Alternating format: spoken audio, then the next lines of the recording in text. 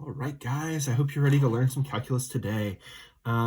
We are going to talk about some analytic limit techniques. So this is how we find out what the limit is using analytic techniques. And what analytic means, of course, is like using algebra skills rather than a table or graph. But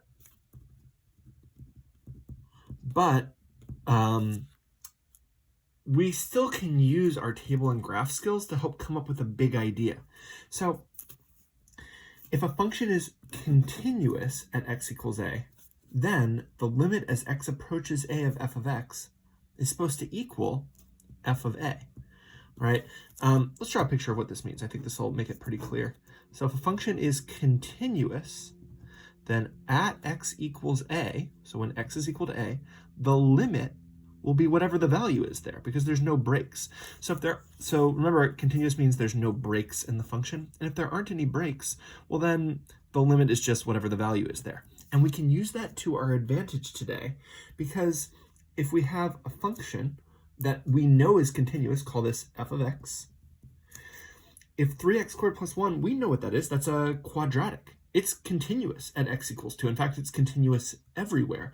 And so we know that that graph looks something like this. And so at x equals 2, we can find the limit. What is the y value getting close to by just finding what the value is there. So what is x as the limit as x approaches 2 of 3x squared plus 1? Well, all we have to do is plug in 2 and find what f of 2 is, and that will be also what the limit is. So f of 2 is equal to 13. And that's, of course, because 3 times 2 squared plus 1. 2 squared is 4. 3 times 4 is 12. And 12 plus 1 is 13. Now, notice that what this limit is saying, if we were to go back to our lesson from the day before, is like, what happens if you plug in like 1.99999? Well, because there aren't any breaks, when you plug in 1.99999999999, that will give you very close to the answer you get when you plug in 2. And if you plug in 2.000000001, that will also give you very close to the answer you get when you plug in 2 because there aren't any breaks there. Okay, so what is the limit as x approaches, oh my goodness, I wrote this, I meant to have this say, limit as x approaches -1 of sine of x. I was thinking ahead to the answer, so terrible. What is the limit as x approaches -1 of sine of x? And of course, the limit there is just sine of -1. And that's because sine of x, you should know, is continuous. There's no breaks, and so at -1, it'll be just sine of -1. Now, you should know from pre-calculus pretty well that sine of -1 is simplified. This is just the answer. We can't evaluate it. You should know your special trig values that you can do, like sine of pi over 2 and sine of 0, but sine of -1 is not one of those special values, and so we just leave it as sine of -1, and that's considered simplified. Okay, what about limit as x approaches 3? Well, this function is slightly different because this function is not always continuous. This parabola and this sine function are always continuous, but you should recognize that rational functions aren't always continuous. However, you should know that a rational function is not continuous when the denominator is 0. And so it's not continuous at x equals -4 because -4 makes the denominator 0, and there's some sort of asymptote there. But when x is approaching 3, that is not, I don't even know what this looks like. It's something like this, though. When x equals 3, that is not the place where it's not continuous. And so even though this function isn't always continuous, it is continuous at x equals 3. And so just like before, we can just say, look, well, the limit's going to be whatever the value is at x equals 3. So what is that limit? Well, it's 13/7 because I just put in 3 for x both places, and that will be the value, 13/7. So let's formalize this big idea that if a function is continuous, then we can just find the limit by finding f of a. So direct substitution, the way it works is if we have the limit of f of x, and f is the limit, let's say, is x approaches a of f of x, and f is continuous, at x equals a, then we just find f of a. Okay, so we just plug in a. So plug in a, and this will work because the limit will equal the function value because the function's continuous there. So we'll talk about how this works and where it breaks down. So find this limit, and of course you should have found that this is 8 over 41 because we just put in 6 here and here. Find this limit, and we should have found that this is 216 plus the square root of 11, and this is simplified already. And again, we did it just by plugging in x equals 6 into both places. We can't combine these because these are not like terms. You can't combine a square root with a something that isn't a square root. Okay, so why does direct substitution not work here? Well, go ahead and plug this in, plug in 1 and see what happens. Well, when we plug in 1, the numerator is equal to, okay, 1 squared is 1, 3 times 1 is 3, 2 times 1 is 2, minus 1, and the denominator is, and we get 0 over 0. This is undefined. And this tells us that f of x is not defined here. So if this is f of x, then what that tells us is that the graph at x equals 1 is undefined. Now, just because something is undefined, there's no value here, does not mean that the limit doesn't exist. The limit could exist if it's a hole or a removable discontinuity, because the coming in from both sides, it could still be approaching the same thing from both sides, even if that function value doesn't exist. On the other hand, the limit might not exist if the reason it's undefined is because there is an asymptote. So there's two possibilities. Either there's a hole here, sometimes we call it a removable discontinuity, or there's an asymptote. In this case, the limit exists. But in this case, the limit does not exist. So, we'll have to decide between those two. So we want to pay attention to two types of discontinuities. Holes, which we also call removable discontinuities.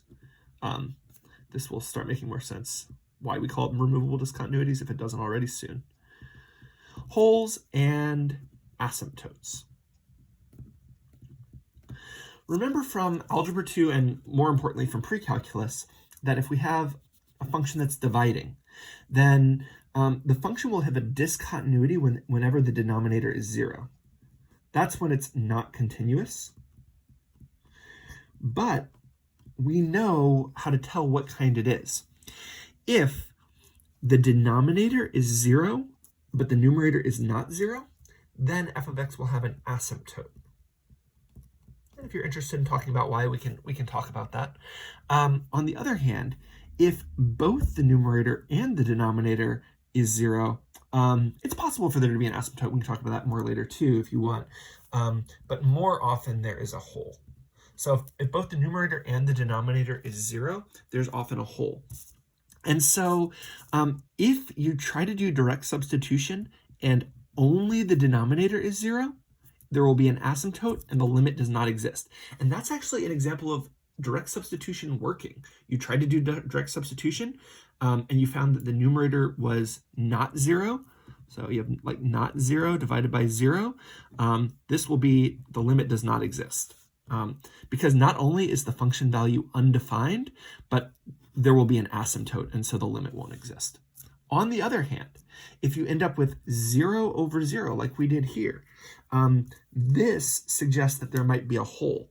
So indeterminate form is when you have the limit as x approaches a of f of x over g of x, and f of a equals 0 and g of a equals 0. When you put in a to both of these, you get 0 over 0. That's an indeterminate form. And what it means is the limit might still exist. It's possible for it not to. it might still exist, and we need other techniques to deal with it. Because, maybe there is a hole. This is what a hole looks like. And so, it might still exist. And so just because it's undefined, remember there's a type of being undefined where the limit does exist. So this is one type of, if you do a limit and you get 0 over 0, that's one type of indeterminate form. Later on, we'll find out that there are other indeterminate forms, like if you get infinity over infinity, like that's also an indeterminate form for a limit. Sometimes you get something like 1 over 0 plus 1 over 0. And this is like a weird type of indeterminate form where you have like two different parts that don't exist. So there's a few different kinds of indeterminate forms when you try to do limits. These are all ones where you're like, I'm not exactly sure what it equals. Maybe it's a hole there or something. Maybe it's not. So let's look at some techniques we can do when direct substitution doesn't work. Our first technique is called factor and cancel. And before we start any other technique, we will always try to use direct substitution. Always. We will always try direct substitution because there won't be, if there's not a hole, you don't need to do anything else. And so what this looks like is we always put in 2 first. So 2 squared minus 4 is 0. 2 minus 2 is 0. And so this is indeterminate. It's an indeterminate form. It's that 0 over 0, indeterminate, oh my God, don't look at the spelling, indeterminate, so embarrassing, my spelling's so bad. I recently got on Facebook for the first time in a number of years, and one of the people who's very active on Facebook is this kid from elementary school who would always win our spelling bees, and I was not one of those people. Okay, so this is indeterminate, so what do we do? Well, what we're going to do is try to do what we did in pre-calculus and algebra 2, which is get rid of find out where the hole is. And if you remember, when we have a rational function, one thing we want to do, and I'm going to rewrite the limit here, is we're going to factor. So this numerator can be factored. Hopefully we know what x squared minus 4 factors into. It's x minus 2 times x plus 2. This is the difference of two squares. And so that factors into x minus 2 times x plus 2 divided by x minus 2. And we see that these have a common factor. When there is a common factor, we can say that these will cancel out, and everywhere except for 2, this function will be the same as the limit as x approaches 2 of x plus 2. And this is now continuous. This is a linear function, y equals x plus 2. And if we have a continuous function, then we can just do direct substitution. So we plug in 2, 2 plus 2 is 4. And that's what this limit is. And what this is telling us is that, okay, this was this like weird rational function where the function is x plus 2, except when x equals 2. When x equals 2, the function is undefined. This is what this function looks like. Hopefully you remember that from pre-calculus.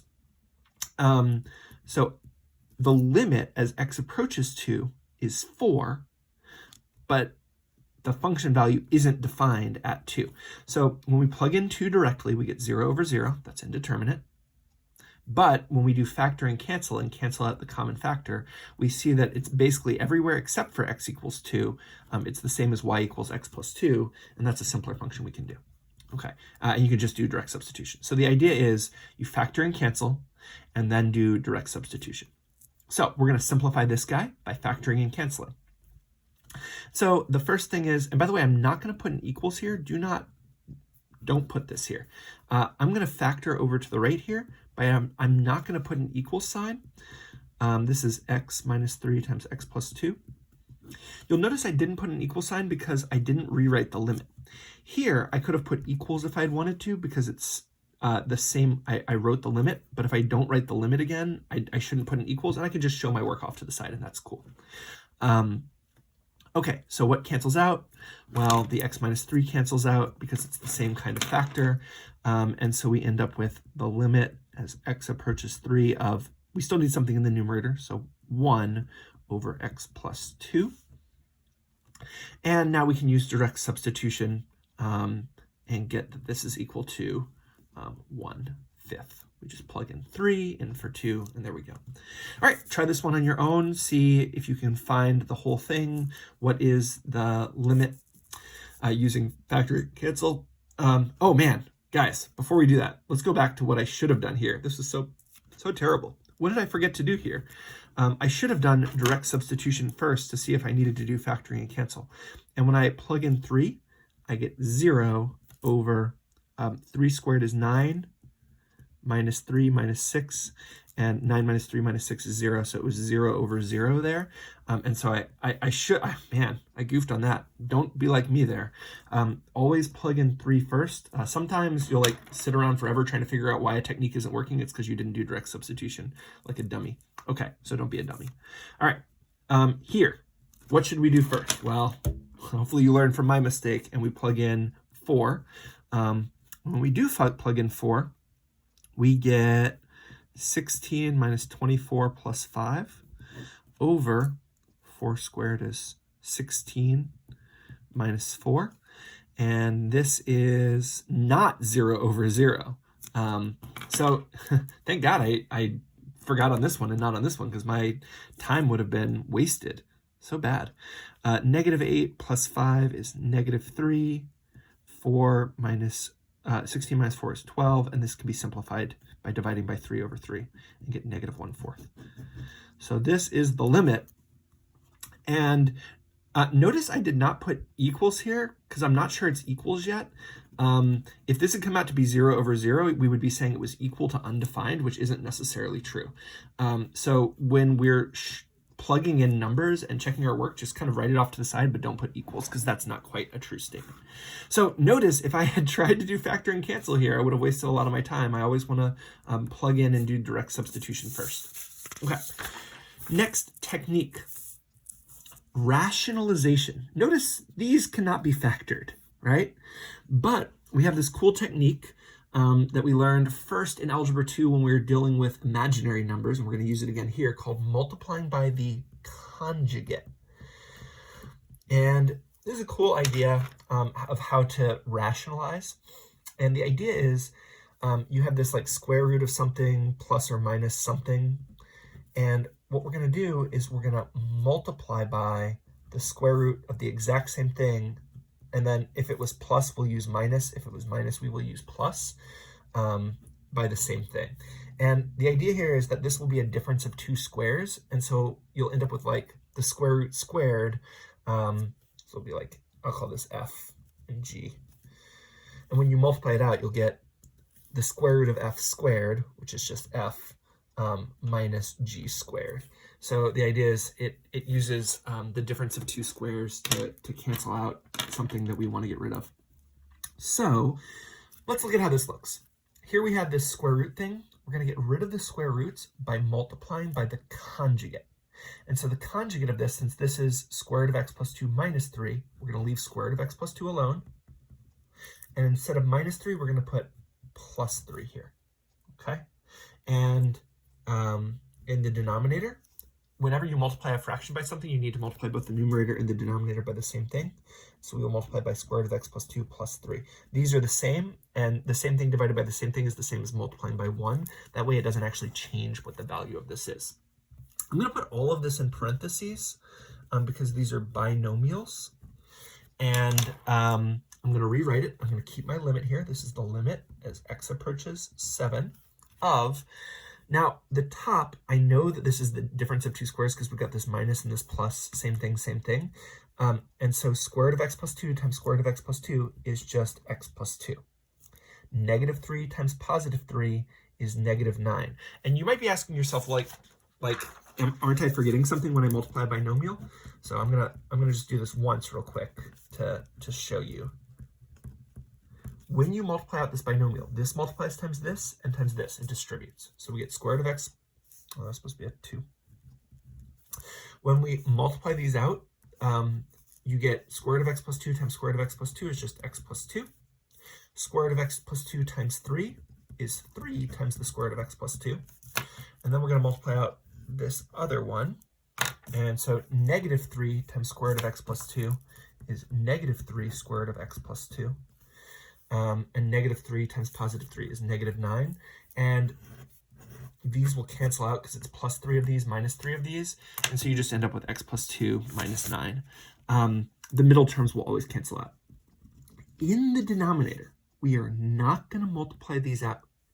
And the reason we are not going to multiply them out is because in just a second, we're going to use factor and cancel. So this is x minus 7 multiplying with square root of x plus 2, square root of x plus 2 plus 3. And what you'll notice is the numerator will always simplify to x minus 7.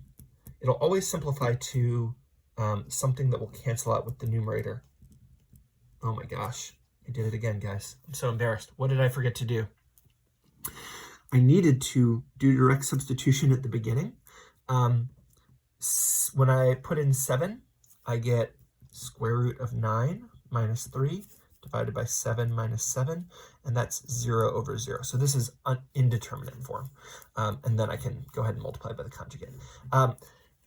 It's one of the most common mistakes is if you don't check for this and you start doing all this, sometimes nothing cancels out because there was no hole. So this is one of those where like you can go on like this really long wild goose chase if you forget to do direct substitution to check at the beginning, and it's so terrible. It like can cost you like 20 minutes. So always do direct substitution first. Don't be a dummy like me. And now we'll notice there's an x minus 7 and an x minus 7, and that will cancel out. So now we're using factoring and canceling, and so this is 1 over square root of x plus 2 plus 3. Notice that since I didn't rewrite the limit, I didn't put equals here. And I'm going to go ahead and plug in, I'm going to do direct substitution now because it's not 0 over 0. So it's 1 over square root of 9 plus 3, which is 1/6. You'll notice that the idea behind factoring and canceling and this conjugate method to get to factoring and canceling is that we're getting rid of the whole. We're getting rid of the 0 over 0 part. So a few notes. Remember to do direct substitution first. Multiply by the conjugate. The conjugate is when you have this, wherever you have the square root stays the same, but then whatever the other thing is becomes the opposite. So if it was square root of x plus 2 minus 3, it becomes square root of x plus 2 plus 3, that's the conjugate. And you'll multiply by both the same thing in the numerator and the denominator. And when you do that, multiply out the numerator, and you can use this shortcut that it's a minus b times a plus b, okay? So you'll get the square root will cancel out, and this one will get squared. But don't multiply out the one that doesn't have the square root in it because we want to leave that factor to cancel out. All right, try this on your own here. See what you can do. What is this limit? And hopefully you're able to get it. And if not, you can watch how to do it with me. Okay, so the first thing is we need to think, what is the conjugate? And the conjugate here is square root of 4 plus h plus 2, we're going to leave it alone, divided by, we have to multiply by the same thing in the top and the bottom, otherwise we wouldn't be leaving it alone. Oh no, guys, what did I forget to do again? I forgot to do direct substitution. So terrible. When we plug in 0 here, we get square root of 4 minus 2 divided by 0. And 2 minus 2 is 0, so it's 0 over 0, so it is an indeterminate form, so I do need to do this technique. Okay, so I multiply by the conjugate, and let's see, what happens when we do that? Well, when this multiplies, the square roots will cancel out, and we will get, I'll write it in red here, 4 plus h, negative 2 times plus 2 is negative 4. In the bottom, we do not multiply it out. We're going to leave it as h times square root of 4 plus h plus 2. So the h is multiplying times this. And just like always, we'll notice that we end up getting the limit as h goes to 0 of the 4 and the minus 4 will cancel out. H over h times 4 plus h, this is a square root, plus 2. And the h's will cancel out.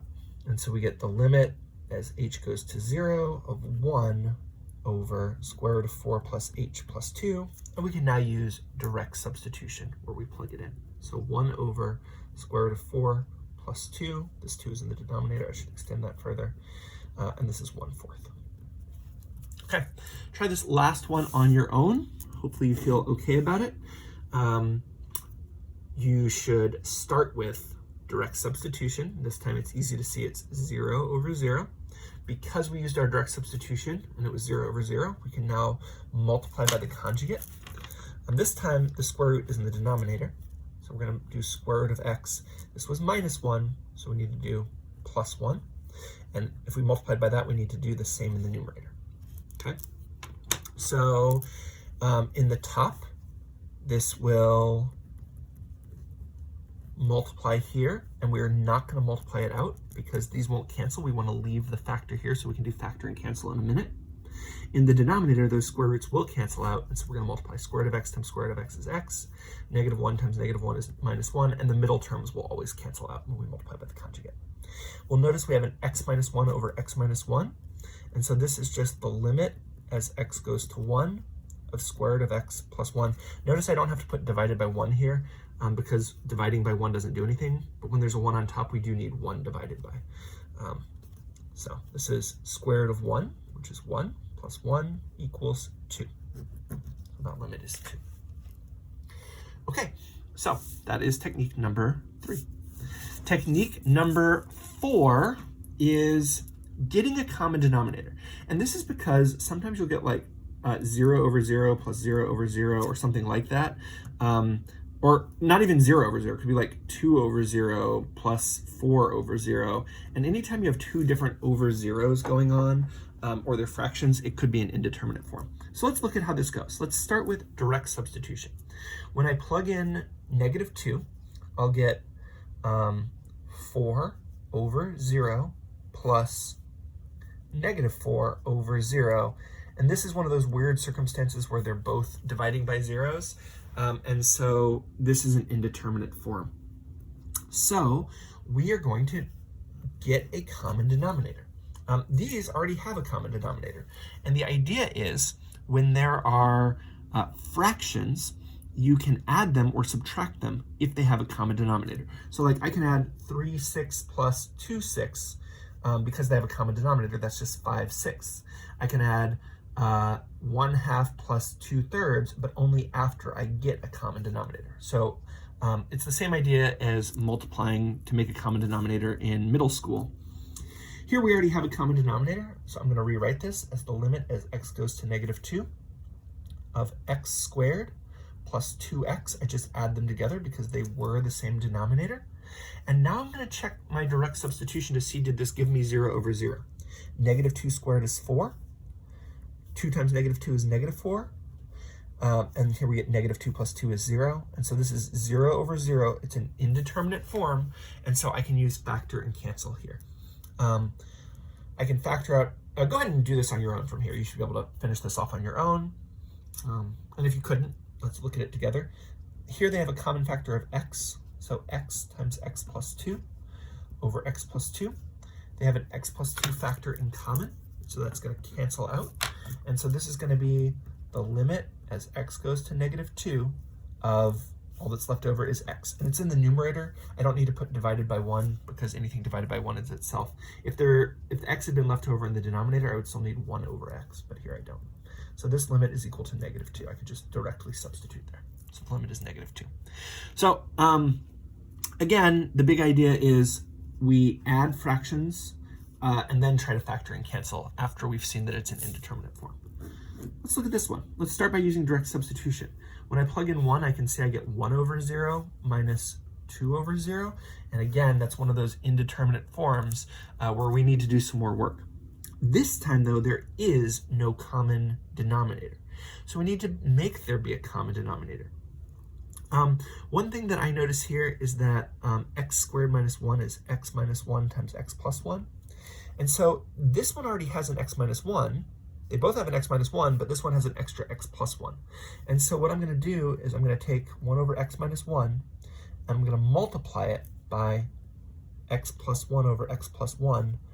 That way, they both have a denominator of x minus 1 times x plus 1. So I can factor this. Hopefully we feel good about this from Algebra 2 and Pre-Calculus, how to get common denominators. We can factor this and multiply by whatever's missing to make them actually have the same denominator. All right, so let's multiply it out. 1 times x plus 1 is x plus 1 over, I'm going to rewrite this as, I'm going to leave it as x minus 1 times x plus 1. and this is 2 over x minus 1 times x plus 1. And now that they have the same denominator, I can combine them. X plus 1 minus 2 is 1 minus 2 is negative 1. And I can see that they have a common factor. I can see that if I use direct substitution here, I would get 0 over 0, because when I plug in 1, I get 0 over 0. And so I'm going to go ahead and cancel these out. And I'm going to put 1. I need this 1 here because it was in the numerator. We need to have something left over in the numerator, over x plus 1. And so this is the limit as x approaches 1 of this. And now I can use direct substitution. So 1 over 2. Notice I didn't use equal signs along the way because I didn't want to have to rewrite the limit. If you're not going to write the limit each time, don't put equals. And then when you do write a limit, then you can put equals at the end. All right, last one on your own. Try to find where you can do the common denominators here. I guess this time we should plug in. And when we plug in 2, we should get 1/2 minus 1/2 over 0, which is 0 over 0. So this is an indeterminate form. So we need to do some stuff. The fraction that I see that I can get a common denominator between is, this time there weren't just 2 fractions, but there is a fraction in the numerator. So they do not have a common denominator right now. They don't even share a common factor. So remember, our technique for this is we just multiply by whatever the other denominator is. So for this one has a denominator of x, so here we will multiply by x over x, which is a fancy form of 1. This one doesn't have a 2, so we will just multiply by 2 over 2.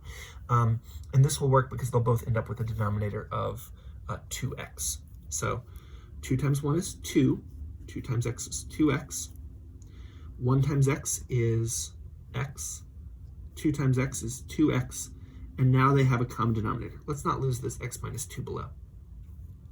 This is they have a common denominator, so they have 2 minus x over 2x, all over x minus 2. This is a compound fraction. When you have a fraction dividing by something, we usually hate leaving it like this. And what we almost always do is we say, hey, look, a fraction dividing by something is the same as that fraction multiplying by the reciprocal. So dividing by x minus 2 is the same as multiplying by 1 over x minus 2. And we're going to leave this factored. So this is going to be 2 minus x divided by 2x times x minus 2. And we're going to leave it factored. But notice they do not cancel out here. 2 minus x and x minus 2 are not the same. As x goes to 2, I can see it's 0 over 0. But this is not a factor that cancels out. There's a cool trick we can use, though, that we should remember from Algebra 1, which is that whenever the x is negative, we can factor out a leading negative.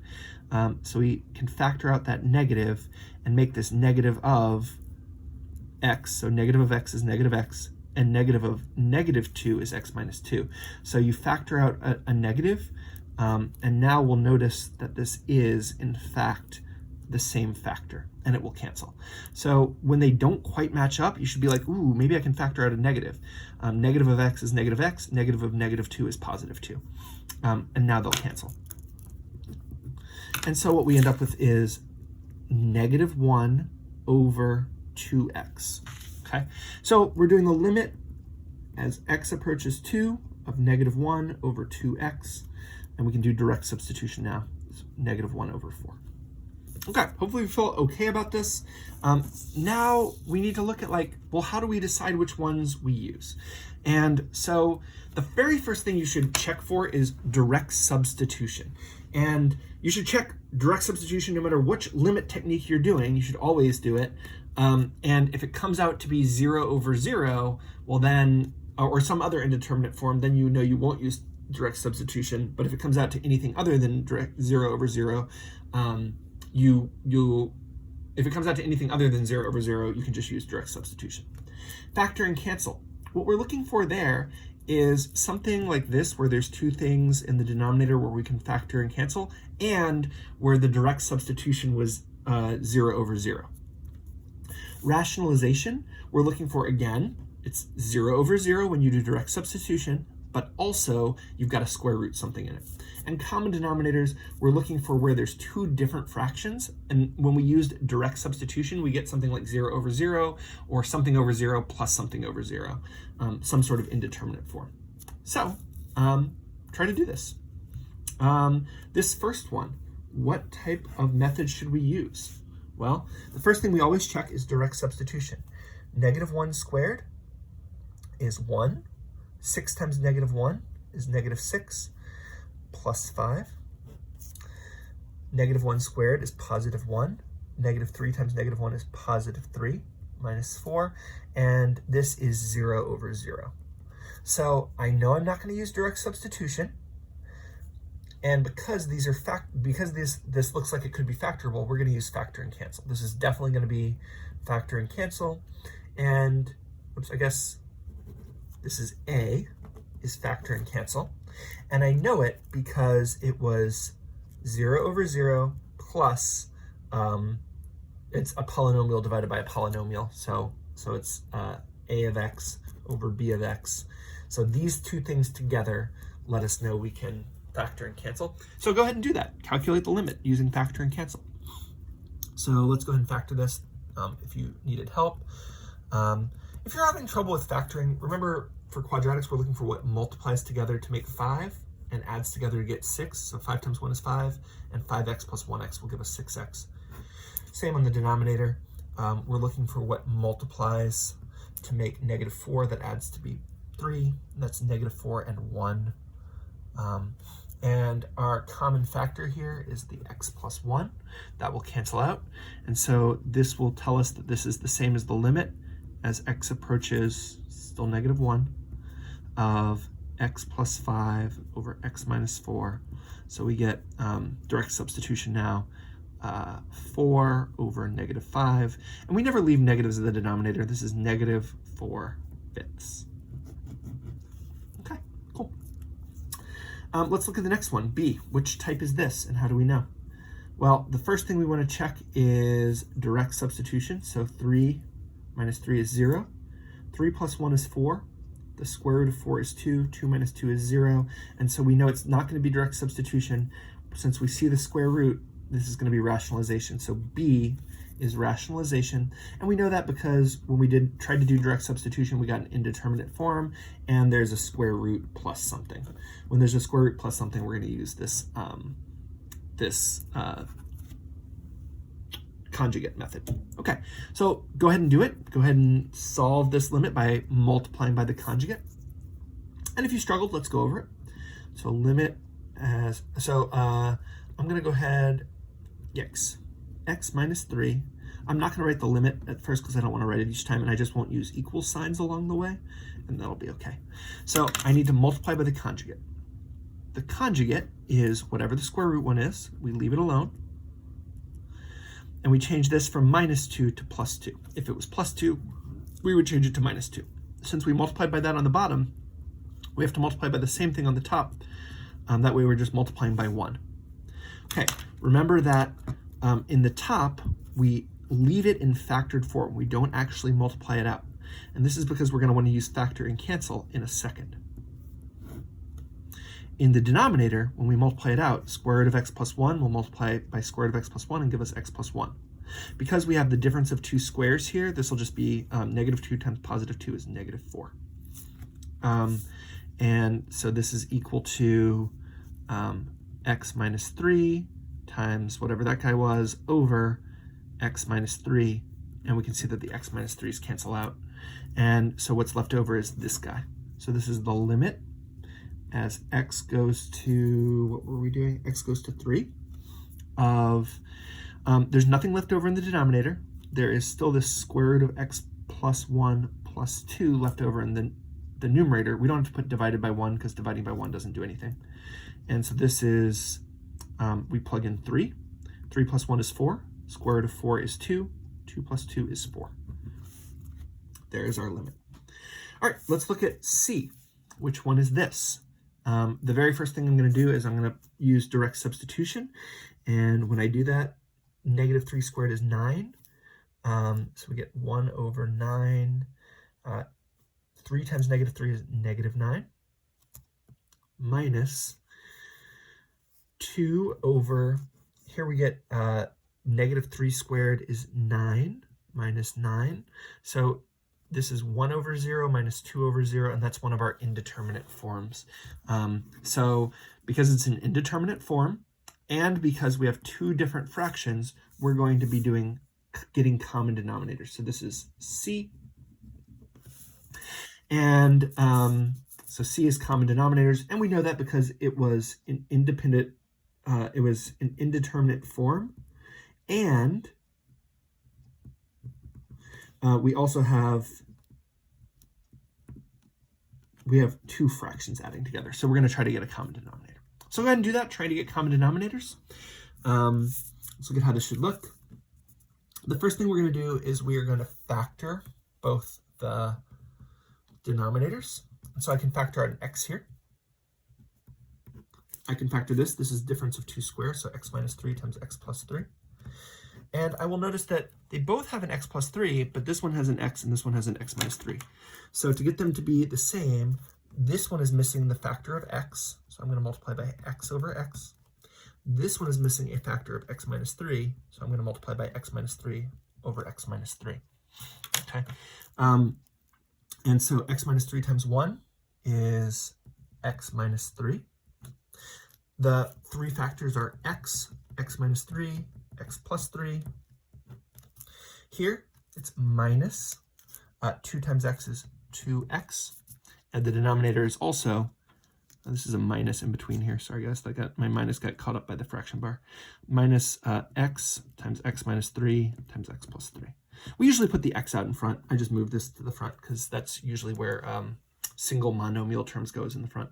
Now they have the same denominator, and so I can combine them. This is x minus 3 minus 2x, and x minus 2x is negative x minus 3 over x times x minus 3 times x plus 3. Now, this looks the same, but it is not. This is